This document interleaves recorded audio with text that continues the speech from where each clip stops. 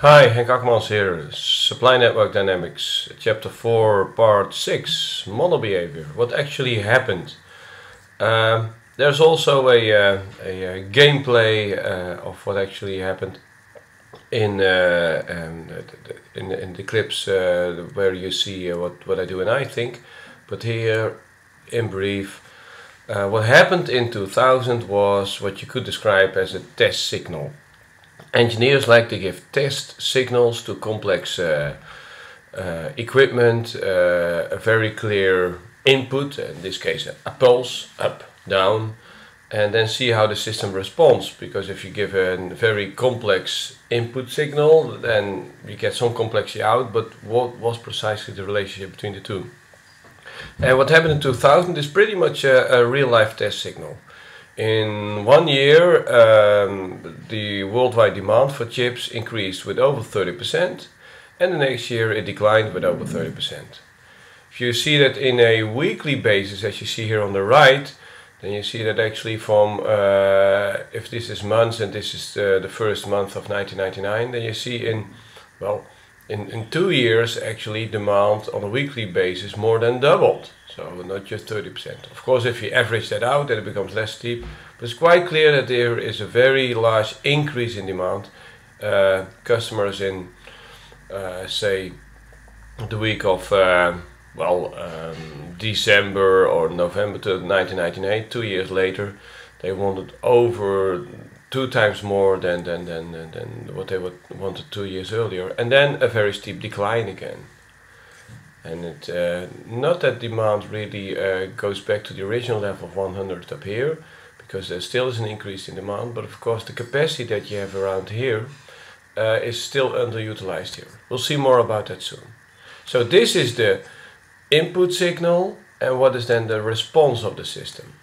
Well, and here you have to distinguish 3 different response delays. The first one is immediately on service. So the percentage of orders that's actually delivered on time. In the semiconductor industries, they have the CLIP and the RLIP, the confirmed line item performance, and the requested line item performance. Confirmed line item performance is really a measure for, okay, I said I would be there in 2 weeks and I'm not.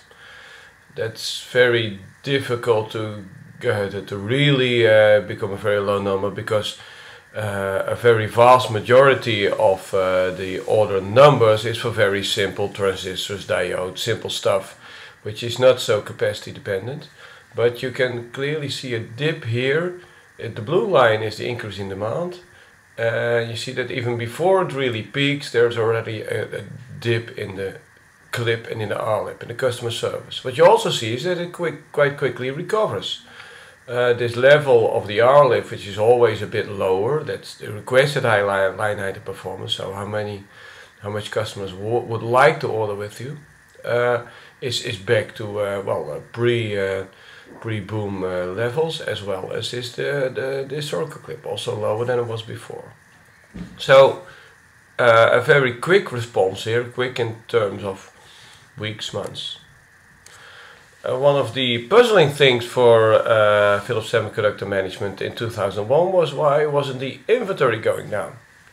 Because if you see that inventory peaks here at half a year after demand has peaked, but it stays there for, it never goes back to original level almost, but for over a year after the original peak period, there's still a lot of inventory.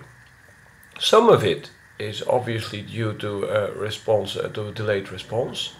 So if you assume that this is your production rate at this point and you start scaling down, there is the effect of extra inventory, but it almost seems too much to be explained only by that. At any rate, fact is that these are the numbers that Philips Semiconductors itself had for inventory levels, and although there may be multiple effects here at stake, the response of this system was well over a year or quarters before really the effect of the boom period disappeared in inventory. So that's a second type of response delay. The third type is even slower. That's capacity.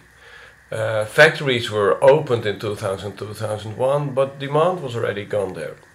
Here again the historical demand pattern in blue. In red you see the figures for capacity utilization, the percentage of capacity that's actually being used.